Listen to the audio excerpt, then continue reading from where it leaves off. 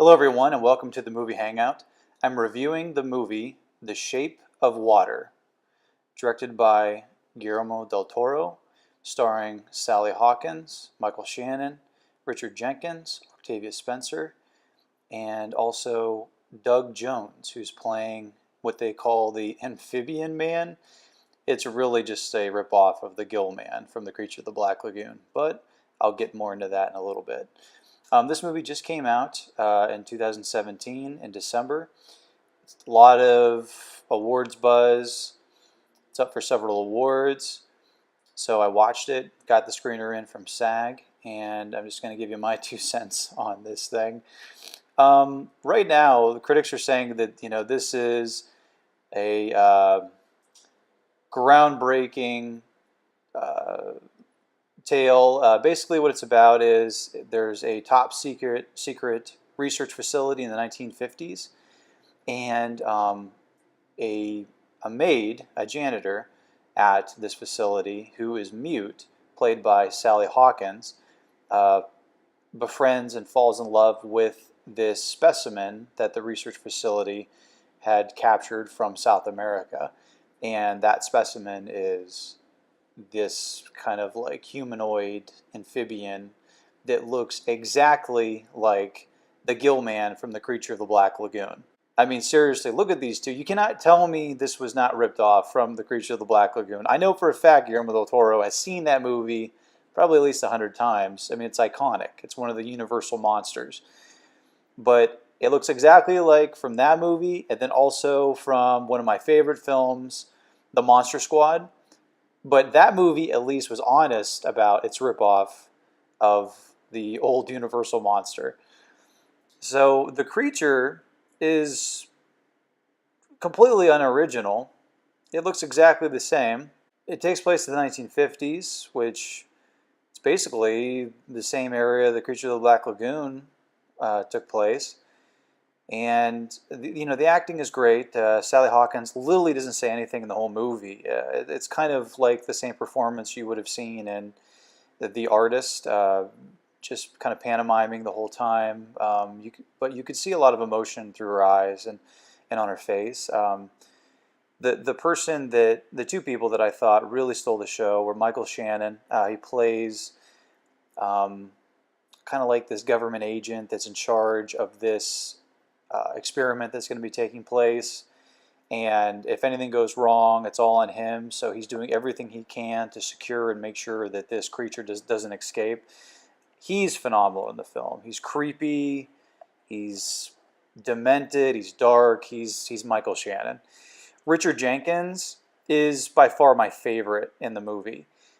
He plays this struggling advertising artist who lives next door to Sally Jenkins. And I don't want to spoil it too much about his character, but there's some surprises about his character, and I really thought it was refreshing, and I thought he did an excellent job in this part. Octavia Spencer, kind of played the same role she always plays, but she does an excellent job of it. Doug Jones plays the Amphibian Man, or Gill Man, in the costume, and I guarantee you've seen some of his work. He played Billy in Hocus Pocus. He was in the Hellboy movies as kind of like a Gill Man. So obviously Guillermo del Toro really likes that character because he keeps putting him into his films. He also played the Silver Surfer in Fantastic Four, Rise of the Silver Surfer. So Doug Jones does a lot of character work. He kind of has an unusual body. He's extremely tall, really, really thin. So he fits in nicely with the prosthetics and kind of being able to bring a creature that is fantastical and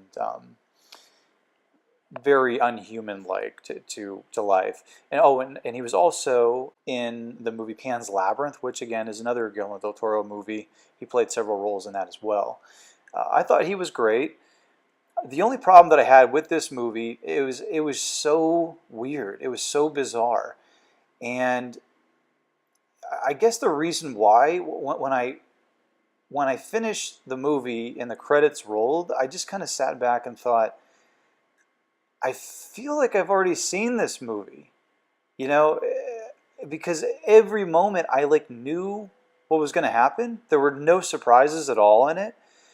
And then I realized that I have already seen this movie. This movie is exactly like the Tom Hanks movie Splash, like verbatim. It's even the ending. I mean, I hate to kill the ending, but if you've seen the movie Splash, it literally ends the same way.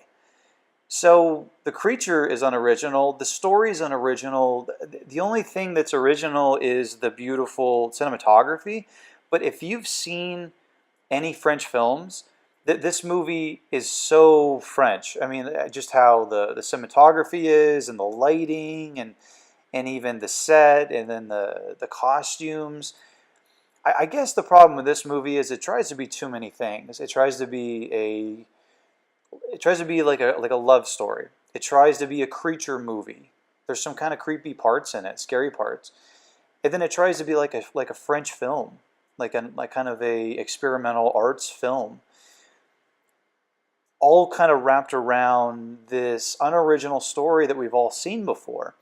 So I guess that's one of the reasons why, for me, if you're a film connoisseur, you're going to walk away with it thinking it's very mediocre. If you're somebody that is not someone that watches several movies a year, is not somebody that has a deep history, deep knowledge of film history, then I guarantee you'll probably like the movie. Um, the biggest nitpicky part that I had with this film was that there was no chemistry at all between the female janitor Sally Hawkins and the creature. So when they hook up in the movie, it's really weird. I mean, I don't want to say it's like bestiality, but I mean, some people are saying that because I'm watching this thing and I'm like, okay, I don't care how lonely you are, you're not going to be hooking up with this creature thing. It was so weird. And I guess what didn't work about the creature was that it never really showed like humanity. It was too much like an animal throughout the whole movie. What I think would have been better was that in the beginning, the creature, the gill man, is ferocious and animal, and he's scary, but that's because you don't really like know anything about him. We haven't opened ourselves up to somebody that's different, because that's basically the kind of the underlying message of the movie. Um, yeah, don't judge somebody because they're different. It's in a lot of movies. So with this one, it would have been more effective if he seems scary. That's because we judge him based on how he looks. But then as she spends more time with him, he kind of like shows a softer side. He kind of woos her. And there was just no wooing. There was no courting in this.